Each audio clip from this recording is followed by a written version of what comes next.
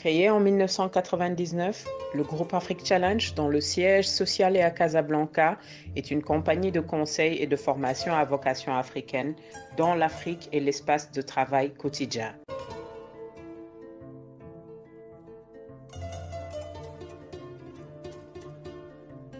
Le groupe dispose également de relais en Asie du Sud-Est, Singapour et Malaisie, pour faciliter la transposition des modèles de réussite des pays émergents asiatiques et les adapter à nos réalités locales.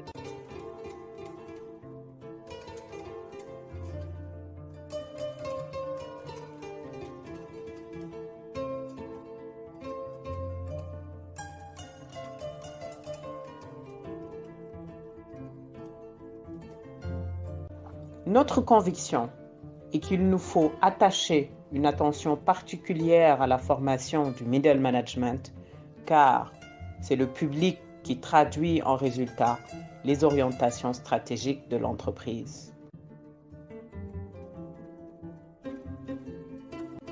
Avec plus de 20 ans d'expérience, la filiale Priorité Formation a formé des milliers de cadres provenant de plusieurs pays africains dans tous les domaines du management.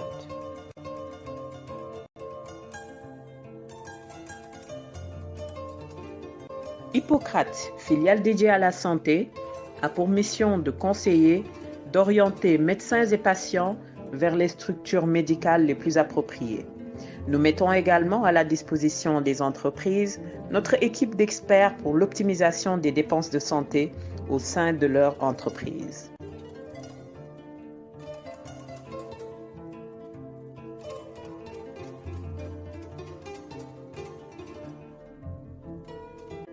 Notre filiale conseil accompagne les dirigeants et leurs organisations dans la conduite de leurs projets stratégiques et de transformation durable dans leurs organisations, depuis la conception jusqu'à la mise en œuvre. Nos services couvrent également la recherche de partenaires et le benchmark des meilleures pratiques à travers les voyages d'études. Plusieurs années dans le renforcement des capacités nous ont convaincus d'investir le champ de l'édition. Et pour cause, après avoir réalisé plusieurs centaines de séminaires, de forums et de missions d'accompagnement au profit des entreprises africaines, il nous a paru indispensable de partager un capital de connaissances et d'expériences inestimables.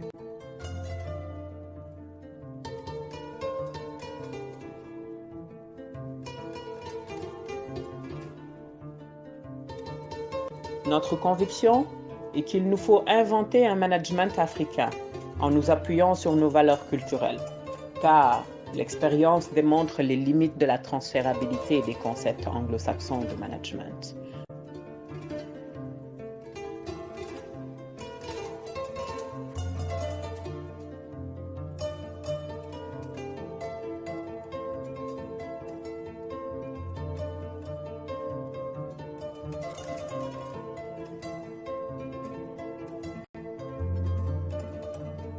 Afrique Challenge, l'Afrique qui ose. Donc, vu dans ce sens,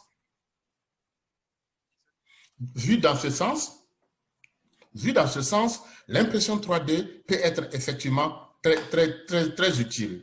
Mais elle permet également de corriger certains accidents. On a les accidents de travail, les gens qui sont amputés de la main, des choses comme ça. On arrive en impression 3D à permettre de récupérer et de même imprimer une partie de leur main en utilisant également des technologies associées pour leur permettre de disposer d'une main, même si elle ne sera jamais leur main, mais elle dispose de quelque chose qui ressemble à une main et qui peut faire certaines actions.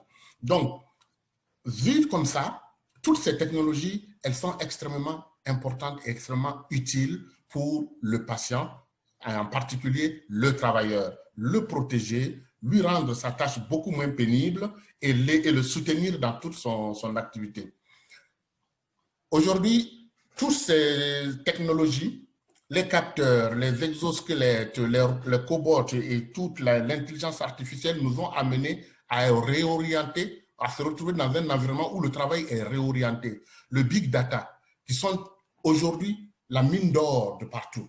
C'est le nouveau pétrole. Quand vous regardez les rois de ce monde, ils n'inventent rien, ils ne produisent rien, ils n'ont que les données. Et c'est simplement les données qu'ils ont. Et ces données qu'ils ont là font d'eux les rois du monde. Donc, c'est le nouveau pétrole. Ça ne crée pas d'emplois. Et même, je dirais même que ça détruit des emplois. Mais c'est le nouveau pétrole. Alors, ça oblige à réorienter le travail et à travailler autrement. C'est la même chose les algorithmes. Les algorithmes mathématiques qui font des calculs extrêmement puissants, là où on avait besoin de 15 personnes pour faire des calculs pendant peut-être un an. Aujourd'hui, il y a une machine qui le fait en moins d'1 minute. C'est tous les calculs dont on parle en moins d'1 minute. Donc, ça nous pose un problème dans le travail. Comment le réorienter et où il faut aller et jusqu'où il faut aller. L'intelligence artificielle, qui est la nouvelle forme d'analyse, analyse de déduction, de projection inégalée. Comme on le dit, ils nous connaissent quand on prend des entreprises comme Google, ils nous connaissent nous mieux que nos conjoints. Où on va aller. Ils arrivent même à vouloir prédire où on va aller. Bien utilisée à l'intérieur d'une entreprise, elle pourrait permettre d'organiser le travail de façon très sécurisée pour le travailleur. Permettre d'anticiper les actions de l'homme, d'anticiper les accidents et de les prévoir, de les prévenir avant même que ces accidents ne puissent arriver. C'est là où, bien utiliser l'intelligence artificielle, tous les big data, les algorithmes, les capteurs, la télésanté, tout ça peut être extrêmement utile au niveau du travail dans le cadre de la sécurité et de la santé au travail. Alors, cette réorientation va nécessiter aussi, entraîne maintenant une réorganisation du travail. Et c'est là où commencent les problèmes. Le cycle de la journée n'existe plus. On veut du travail H24, 7 jours sur 7. Et c'est possible. Par les technologies, c'est possible. La collaboration se fait à distance.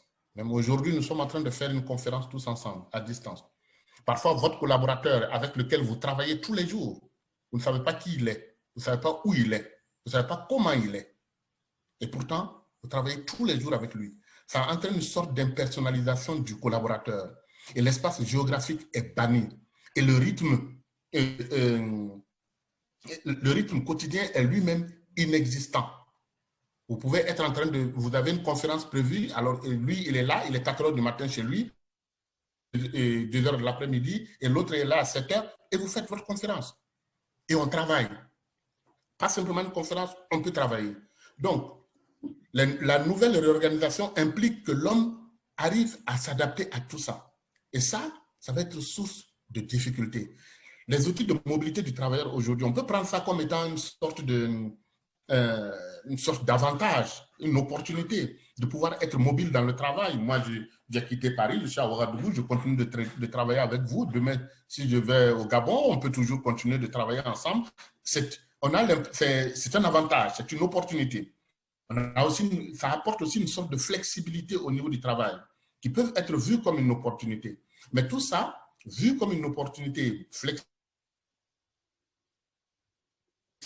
mobilité, il faudrait faire beaucoup attention. Comme j'ai dit en introduction, c'est un couteau à double tranchant et il faut ressortir certains aspects auxquels il faut penser et qu'il faut monitorer et surtout qu'en implémentant la digitalisation du travail dans un environnement donné, il faut être très prudent et savoir quels sont les objectifs qu'on vise, pourquoi on digitalise et quel sera le retentissement et surtout que ces nouvelles méthode, ce nouveau mode de travail, on ne connaît pas complètement les conséquences jusqu'aujourd'hui.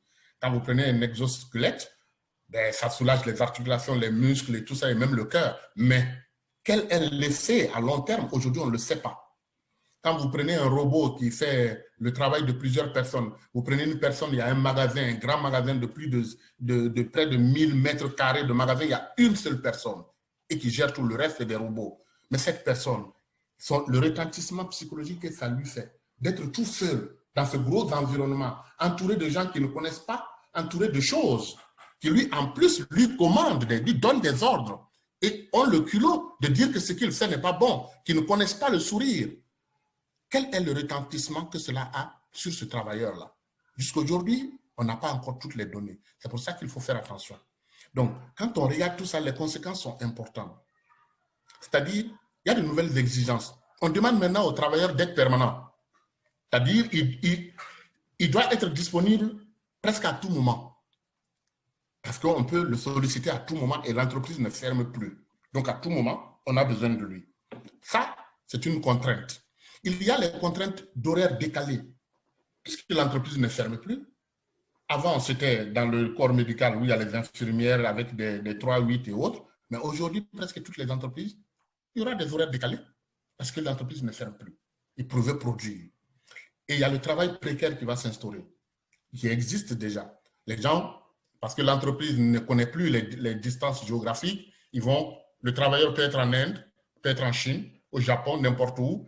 Et l'entreprise, si elle n'est pas bien orientée, elle va aller vers celui qui lui est le plus rentable.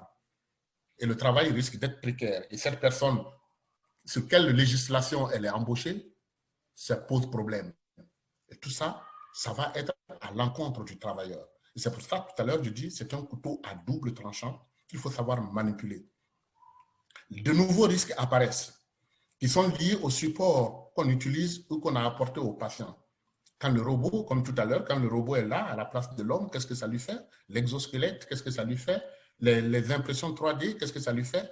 Et toutes ces conséquences sont aujourd'hui, ces nouveaux risques sont aujourd'hui mal connus. Parce que pour l'instant, on n'a pas fait l'évaluation complète sur une population donnée. Donc, il est important, lorsqu'on veut instaurer ce type d'activité à l'intérieur d'une usine, d'une entreprise, de disposer de solutions de monitoring. Même le monitoring, là, il faut les monitorer aussi, c'est-à-dire savoir qu'est-ce qui va arriver et si ça arrive, qu'est-ce qu'il faut faire. Donc, être prêt à faire face parce que c'est un nouveau mode de travail. L'interaction entre l'homme et la machine, qui d'entre nous n'a jamais été ouvrir la porte d'une secrétaire ou d'une personne, le trouver en train de discuter, on dit, mais il parle avec qui? Il parle avec son ordinateur, tout simplement. Parce qu'il voulait faire quelque chose, l'ordinateur lui dit, non, vous n'avez pas fait ça, il se fâche. Il dit, mais non, pourtant, c'est ce que j'ai fait et tout. Donc, ça veut dire que cette interaction homme-machine, elle commence à prendre de l'importance. Et c'est la machine qui va nous dicter ce qu'il faut faire. C'est la machine, nous, notre matière de faire, elle n'est pas d'accord avec, elle va nous le dire, et c'est elle qui peut prendre le dessus. Il en résulte beaucoup de maladies psychologiques qu'on sous-estime, mais il y en a énormément. Ça commence par la solitude. Celui qui est devant la machine, à un moment, il se trouve tout seul. Il n'a pas sa voisine ou son voisin habituel avec qui il peut échanger juste une blague, un mot ou un truc. Donc finalement, en voulant rapprocher les hommes, si on ne fait pas attention, on va les isoler. Ils vont se retrouver chacun, avoir l'impression qu'il est seul. Les plus téméraires vont continuer. Il y en a qui vont abandonner et qu'on va retrouver sur le carreau parce qu'ils ne peuvent plus suivre. Ils pètent, comme ils disent, ils pètent un plomb parce qu'il n'y a plus d'humanisme dans son entreprise. Et il y a la peur, ceux qui ont peur de perdre du pouvoir avec les machines. Il y en a qui ont peur de perdre du pouvoir parce qu'ils étaient tout puissants, ils savaient faire tout ça. Maintenant, il y a les machines qui arrivent, ils ont peur de perdre du pouvoir. Ils ont peur de ne même pas pouvoir utiliser la machine. En médecine, nous, on a des chefs de service assez âgés auxquels, quand on voulait mettre en place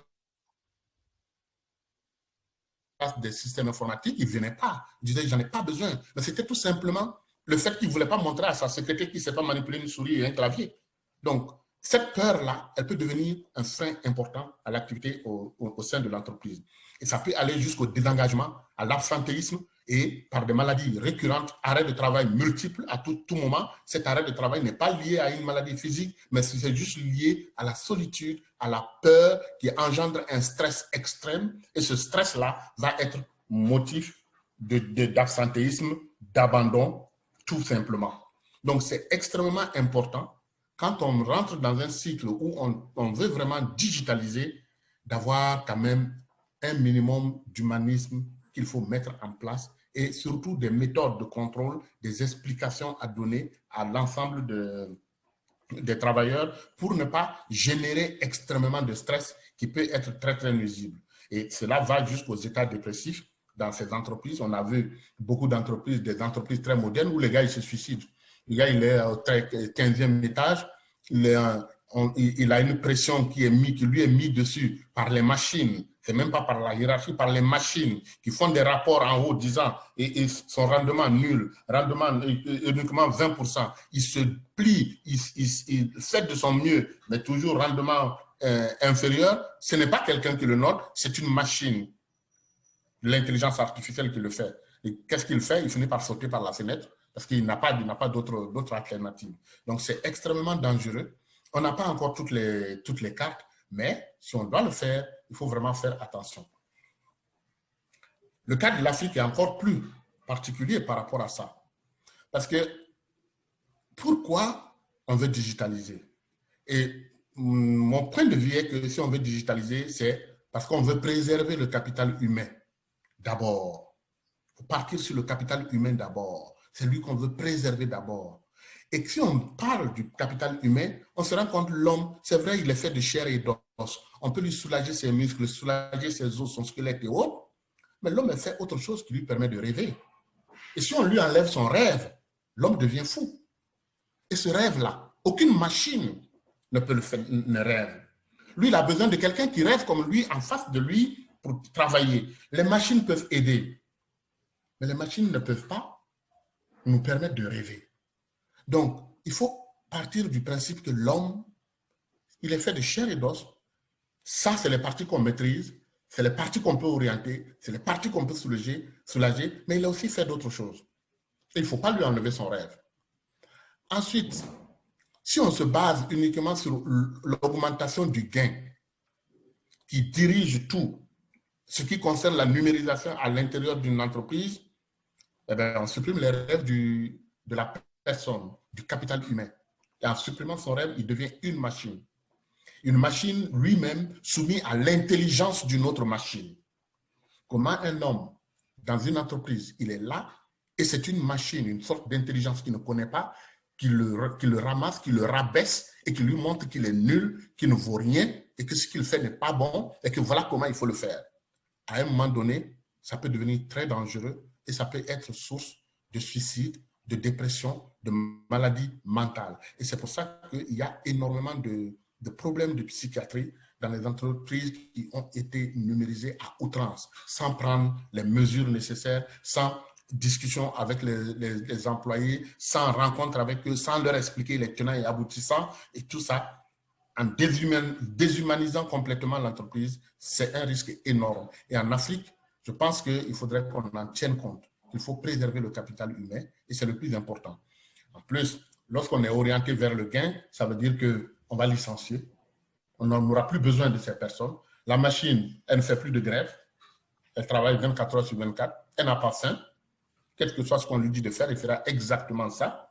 Elle ne discute pas d'augmentation ou de réduction de temps de travail.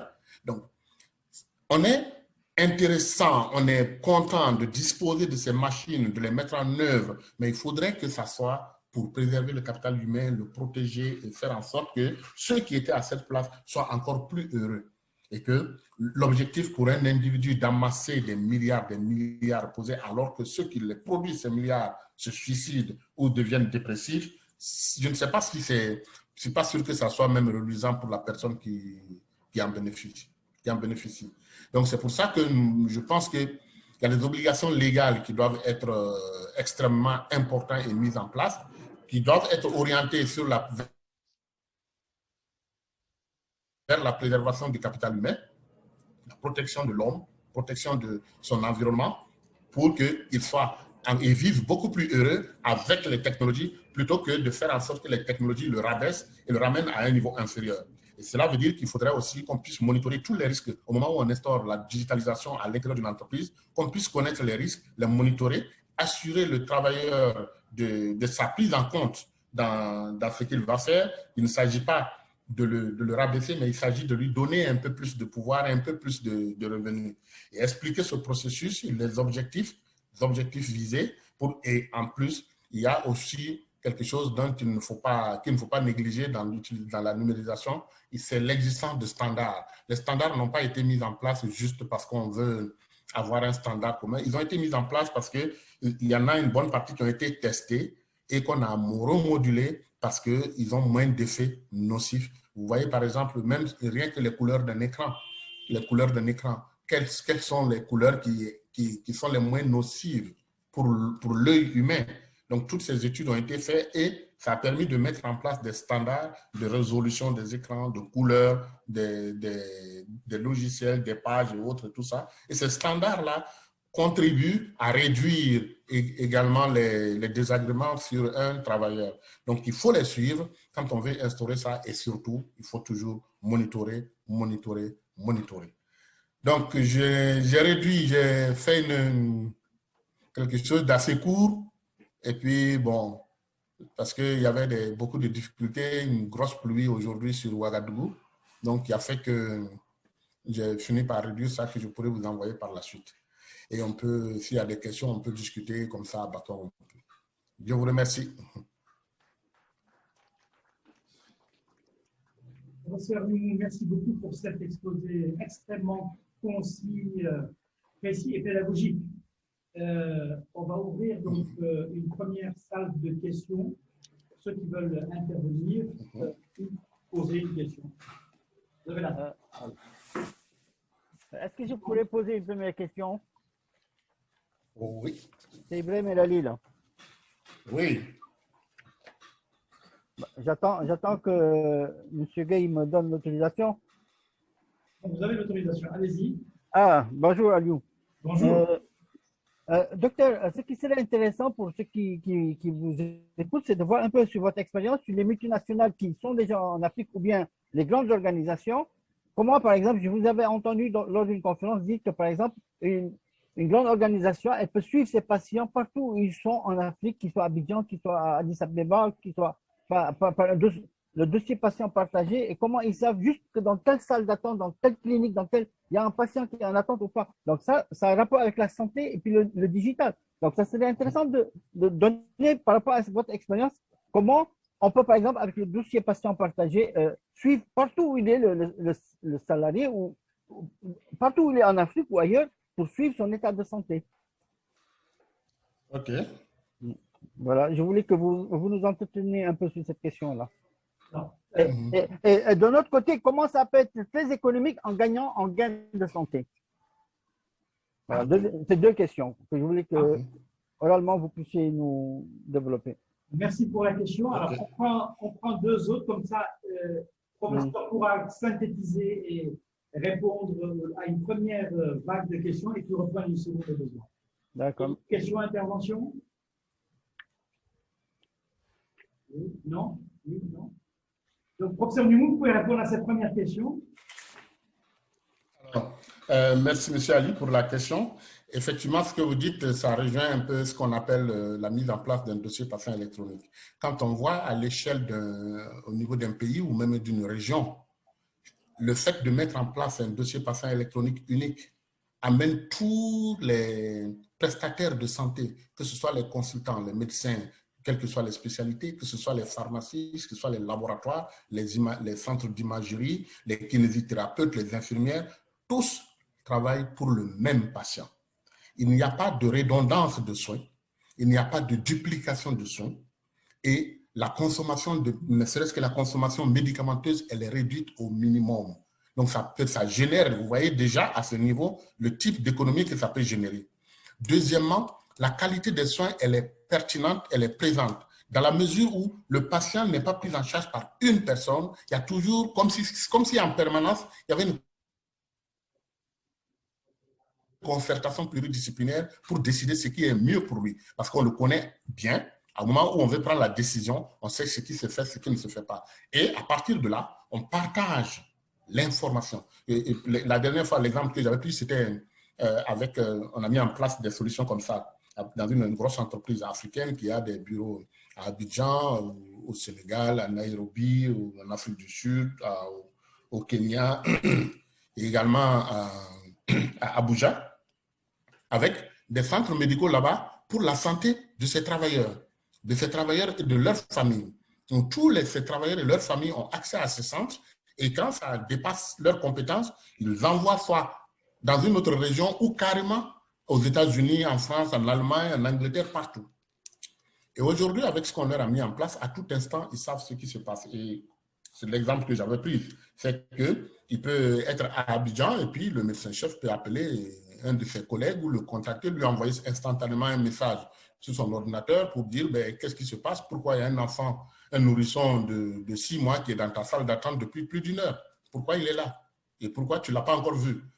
Donc, Ou bien il peut lui dire, mais j'ai vu qu'il y a quelqu'un qui est arrivé pour fièvre et hémorragie. Il ne peut pas attendre dans la salle d'attente avec les autres, il faut le voir tout de suite. Donc, ça veut dire qu'on suit l'ensemble de la qualité des soins et ça leur permet également à tout moment de rappeler, par exemple, tous les hypertendus pour leur dire, attention, ça fait combien de temps vous n'avez pas contrôlé votre tension, vous n'avez pas contrôlé votre diabète, ce n'est pas intéressant, il faut le faire. Ou bien rappeler instantanément tous les enfants qui sont en âge de vaccination ou de rappel qu'ils ne se sont pas présentés, on les rappelle automatiquement parce que tout est suivi et de façon sécurisée et avec également le droit, on accède qu'à l'information qu'on a droit et au moment où on en a besoin. Si on n'en a pas besoin, il n'y a pas de raison qu'on vous donne cette information. Donc ça, c'est des choses qui sont facilement faisables. Et vous voyez en ligne que l'économie générée, c'est que les économies en termes de réactifs, en termes de papier, en termes d'encre, en termes de télécommunications, de transport et d'hébergement, hôtellerie et tout ça, c'est extrêmement réduit et ça permet de faire énormément d'économies si des solutions comme ça sont mises en place au niveau d'une multinationale, d'une région ou même d'un pays. Donc, c'est des économies d'échelle. À l'investissement, on paye, mais on récupère ça en moins d'un an. J'avais été d'ailleurs une fois c'était à Dakar principal. Ils voulaient la solution, on en avait discuté, ils disent ah, c'est un peu cher. Et j'avais dit, moi, si vous voulez, vous ne me payez pas. Ce que je vous demande, estimez votre budget, le budget annuel des films radio. Vous me donnez ce budget-là, c'est tout. Et je vous mets ça en place. Et vous n'achetez plus jamais de films. Et vous ferez des économies extrêmement plus importantes. Donc, ça veut dire que en réalité, c'est quelque chose qui économiquement est très viable, très rentable. Donc, je ne sais pas si j'ai répondu à votre question. Alors, il y a deux autres questions qui arrivent. Alors, deux questions de EDG d'ailleurs. EDG, c'est électricité et de Guinée. Donc, c'est M. Kaba d'abord, puis ensuite M. Diakité. M. Kaba, vous avez la parole. Ok, vraiment, ma question est des impressions 3D. J'aimerais savoir, oui, ces impressions 3D, est-ce que lorsqu'on fait la substitution, à tous les coups, ça marche? Est-ce que lorsque on fait l'impression à 3D d'une personne amputée des deux bras, est-ce que à tous les coups, quelle serait la marge d'erreur? C'est ma première question. Okay. La deuxième, quelle est la durée de vie du substitut qu'on donnerait à cette personne amputée des deux bras? Voilà, c'est les deux questions. OK. On prend l'autre question ou on répond? Et on prend l'autre. M. Diakité. Ok, merci docteur pour la qualité de votre présentation. Et vous avez mentionné les opportunités du digital dans l'amélioration des conditions de travail et vous avez évoqué aussi les conséquences en termes de capital humain et en termes de solutions, vous avez parlé de la préservation du capital humain.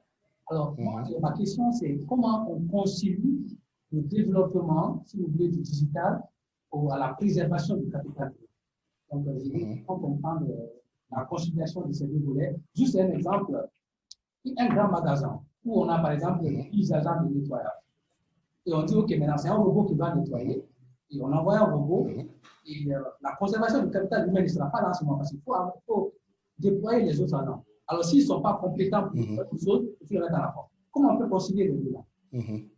Merci. Ça, c'est la deuxième question. Une autre question. OK. Alors, professeur Sow, de l'Ordre des médecins du Sénégal. Merci, docteur Sow, de l'Ordre des médecins. Donc, merci beaucoup pour la présentation. J'ai quelques préoccupations, surtout par rapport à l'interopérabilité de plusieurs solutions, en tout cas qui sont naissantes actuellement dans le pays et plus généralement en Afrique. Est-ce que vous travaillez sur ça, sur l'interopérabilité, parce que quand vous avez parlé de ça, la big data et tout, je pense qu'il faudra alimenter cela, mais est-ce que si tout un chacun se met de son côté à produire sa solution, qui lui est propre, le patient, moi, je peux quitter une entreprise, je peux être PDG, dans 3 mois, je serai dans une autre entreprise. Et on a besoin peut-être de cette historique-là. Et je pense que ça nous permet aussi de poser cette deuxième question. Quel est l'ancrage institutionnel de ce hôpital? Parce que depuis longtemps, le ministère est très en retard, mais je pense que depuis les dernières années, ils sont revenus pour un peu faire de la régulation, donner de grandes orientations par rapport à ce qui se fait surtout sur le volet santé digitale. C'est en ce sens qu'ils ont le plan stratégique. Même le dossier patient, ça devrait être porté par le ministère de la Santé, qui certainement va lancer après un appel à candidature, peut-être le mieux offrant va gagner et sa plateforme sera peut-être utilisée. Donc, c'était juste pour savoir cet ancrage par rapport à ce que vous faites et vos rapports par rapport à ces organismes-là de régulation. Et je termine par est-ce que vous n'êtes pas plus dans le curatif que dans le préventif qui est propre à la santé et sécurité au travail actuellement par rapport à vos outils? Je n'ai pas compris la dernière phrase. Je dis pour actuellement par rapport aux outils que vous développez, est-ce que vous n'êtes pas plus dans le soin curatif qui est propre au système de santé classique, le service médical d'entreprise? Ok. C'est parfait. Je pense qu'on peut répondre à ces... Je vais répondre à ces questions-là. Bon, en ce qui concerne l'impression 3D, effectivement, actuellement, cette impression-là, elle est utilisée pour la confection d'objets et de quelques objets outils. Les impressions au niveau des organes et des tissus humains rencontrent quelques difficultés et sont encore à l'étape expérimentale. Donc, cette étape expérimentale, la durée de vie, les marges d'erreur vont être réduites extrêmement et la durée de vie va dépendre du matériau qui a été utilisé.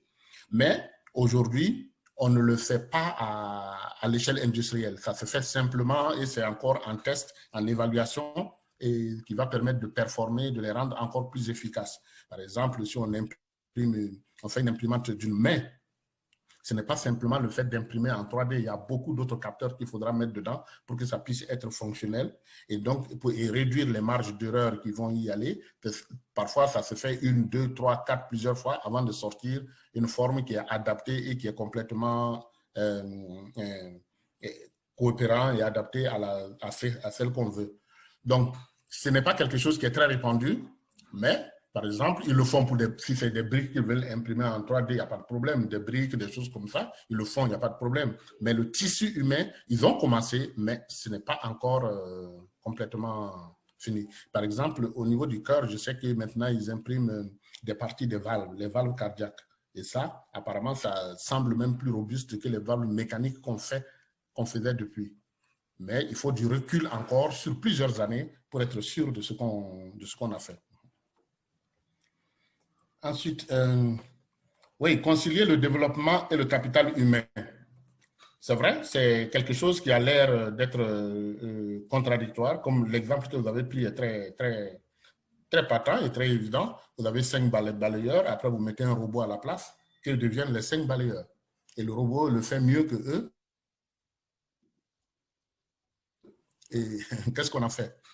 Alors ça, c'est le problème qu'il faudra solutionner, trouver d'autres solutions de reconversion du personnel, de formation continue sur le lieu du travail, au lieu plutôt que d'arrêter et aller les former. Formation continue sur le lieu du travail pour les réorienter ou les réaffecter à d'autres tâches pour qu'ils ne se sentent pas abandonnés. Parce que plus vous allez abandonner du monde, plus la réputation de l'entreprise elle-même va en prendre un coup. Parce que les personnes que vous avez remplacées par un robot, ce sont exactement des détracteurs éventuels que vous produisez. Donc, même si vous devez le faire, il faudra trouver des moyens pour discuter avec eux, de les replacer ou leur trouver autre chose à faire pour qu'ils ne deviennent pas des anti-entreprises. Sinon, ça sera les premiers détracteurs de votre entreprise. Et c'est là où il faudra aussi faire attention pour ne pas perdre. Mais ce n'est pas toujours évident de trouver des solutions palliatives pour ce genre de situation où on concilie le développement au capital humain. L'autre côté, on pourrait se poser la question aussi de savoir le développement, qu'est-ce que c'est? Est-ce que c'est simplement la rentabilité qui est à la base du développement, ou bien aussi l'aisance, la qualité, la convivialité de l'ensemble de toute personne qui appartient à cette entreprise et qui entraîne une sorte de fidélité de l'entreprise. Donc, est-ce que vous avez des entreprises où le type, il mange par le cuillère de l'entreprise, les fourchettes de l'entreprise, il ne parle que de l'entreprise, même s'il n'est pas là-bas, il ne parle que de l'entreprise. Cette sorte de fidélité-là, elle n'a peut-être pas de prix, elle est peut-être plus importante que certaines publicités qu'on peut payer très cher. Donc, vu dans ce sens, il faudra mesurer le pour et le contre, et puis pour pouvoir décider. Mais ce n'est pas toujours évident de concilier les deux. Ça, j'en conviens. Vous allez en France, il y a des supermarchés où il n'y a plus de caissière. Vous rentrez, vous ramassez ce que vous voulez, au moment où vous sortez, on sait combien vous devez. Vous payez, vous partez. Bon, quelles sont devenues toutes ces caissières? On se pose les questions. Donc, ce n'est pas évident. Monsieur Sow, l'interopérabilité des solutions, c'est une question fondamentale et qui est très importante. Nous, dans notre expérience, moi, j'ai personnellement fait partie d'une commission qu'on avait mis en place pour harmoniser les pratiques en matière de santé et de médecine. Et cette commission, il y avait l'OMS dedans, il y avait moi, il y avait HL7, qui est le standard de normalisation américain, nord-américain. Les États-Unis, le Canada et les pays d'Amérique latine utilisent ça. Il y avait la Commission européenne de normalisation dans son comité technique 251 qui est chargé de la normalisation de la santé. Donc, on était tous dans cette commission, plus d'autres entreprises, en particulier Canada Health of Way. Et notre objectif, c'était d'harmoniser. Nous disons toujours que c'est une forêt. Les normes, c'est une forêt. Il y en a trop. Et ça crée une situation où on dit que les technologies vont devenir une des premiers problèmes de santé publique. Même aujourd'hui en Afrique, tout le monde connaît, l'intelligence est la chose la mieux répartie. Et on a des techniciens très puissants, très forts, qui peuvent vous sortir un électrocardiogramme ou bien vous envoyer des électrocardiogrammes n'importe où. C'est juste de la technologie et la connaissance. Et ils peuvent le faire. Mais quand ils le font, qui a collecté l'information? Comment c'est stocké, où c'est parti et comment il a mesuré la hauteur de l'onde, sur quelle base il accepte ça, quel est son standard. Donc, et un autre fait la même chose, vous regardez deux électrocardiogrammes, c'est complètement différent. Et pourtant, ça devrait être les mêmes. Tout simplement parce qu'au standard, il y a un qui a pris d'autres standards et l'autre qui utilise d'autres standards. Donc, on va détruire le système de santé. C'est pour ça que ce que vous dites est très, très important. Et quand on le prend, il y a eu des organismes de régulation, tous ceux dont je parle sont des organismes qui essaient de réguler, mais quand vous prenez même les organismes américains, HL7, il y a tellement de versions différentes de HL7 lui-même. Et il est fait exclusivement par les assurances maladie, qui, quand vous le prenez, il te fixe le prix de la consultation d'un généraliste, du prix de la ceci. Comment doit être fait ça? Uniquement pour sécuriser les assurances maladie, qui sont des assurances privées. Est-ce qu'un truc comme ça, c'est bon pour le Sénégal? Ou bien pour le Maroc, le Burkina ou l'Algérie? Est-ce que c'est bon pour nous? Mais nous, on ne consomme que ça. Les Européens ont leurs normes. Est-ce que c'est bon pour nous? On ne fait que consommer que ça. Nous avons des grands experts. Le professeur Sow qui vient de parler est un expert dans ce domaine. Pourquoi nous, en Afrique, on ne se réunit pas pour définir ce qu'on fait? L'OMS a mis en place des standards, mais ce n'est pas des standards. Ce sont des informations pour des statistiques, pour les statistiques qui l'intéressent. Même la CIM 10, qui est devenue maintenant la CIM 11, qu'ils vont utiliser dans les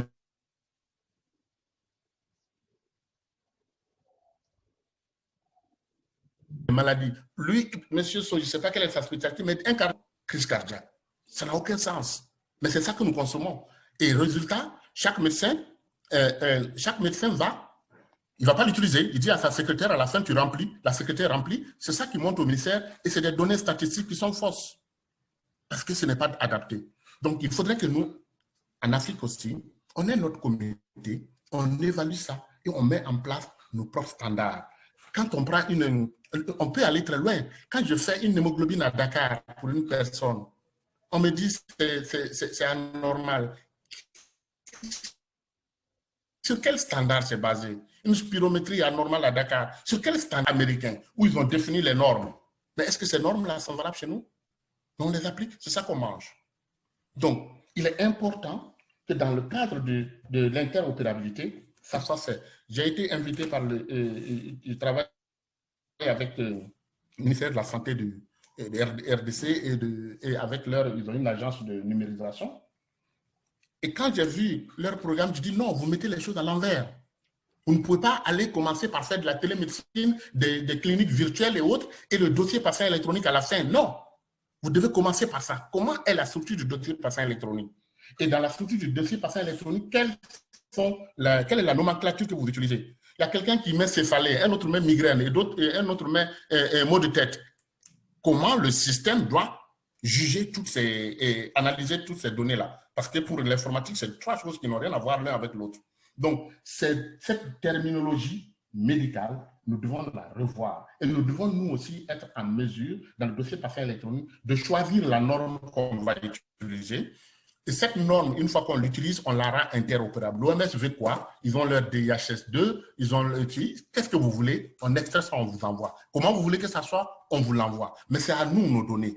Aujourd'hui, toutes nos données de tous nos pays, là, ça ne nous appartient pas. Il y a quelqu'un d'autre qui les a et elles sont, la plupart du temps, elles sont fausses parce que l'infirmière, c'est à la fin qu'elle fait assise pour entrer ça. Mais on peut le faire et on doit le faire. Et c'est à ce moment que ces rencontres africaines-là sont très importantes.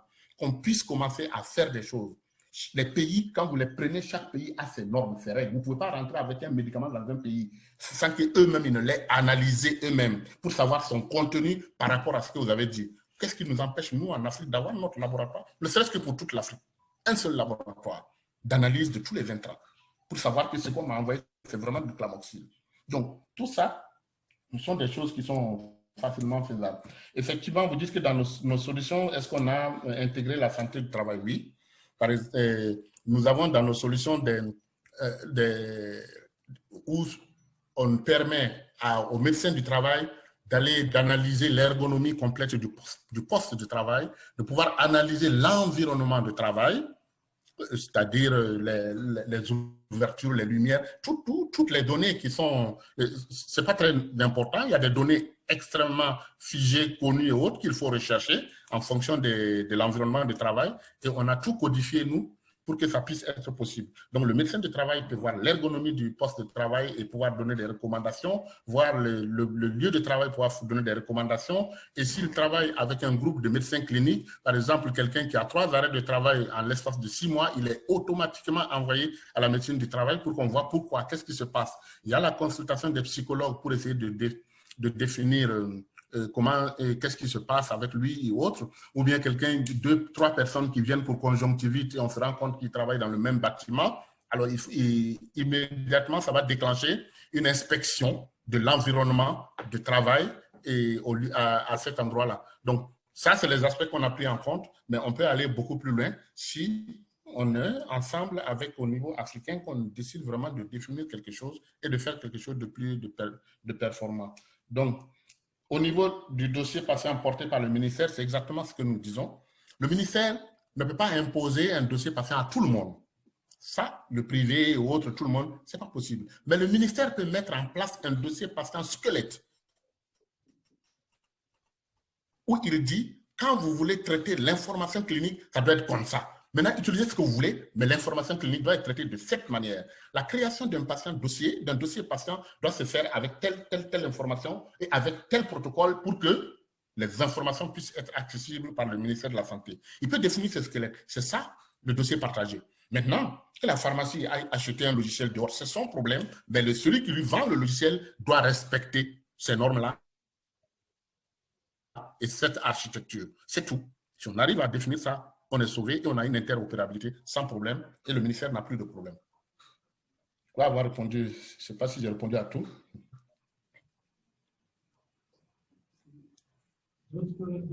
Allô?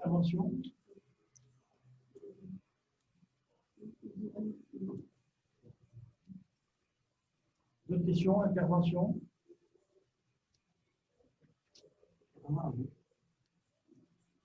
Docteur Numou, merci beaucoup pour la présentation et pour les échanges. Je vous en prie. Et pour la disponibilité également. Et puis bon, Merci, merci. Les prochaines fois, j'essaierai d'être présent. Oui, oui, ça serait l'idéal, hein, parce on a déjà fait 2 digitales avec vous. Je pense que la prochaine fois, vous serez présent. Inch'Allah. Voilà, tout à fait. D'accord. Merci beaucoup. On se reprend plus tard. En tout cas, merci et à plus tard. À plus tard. Merci beaucoup.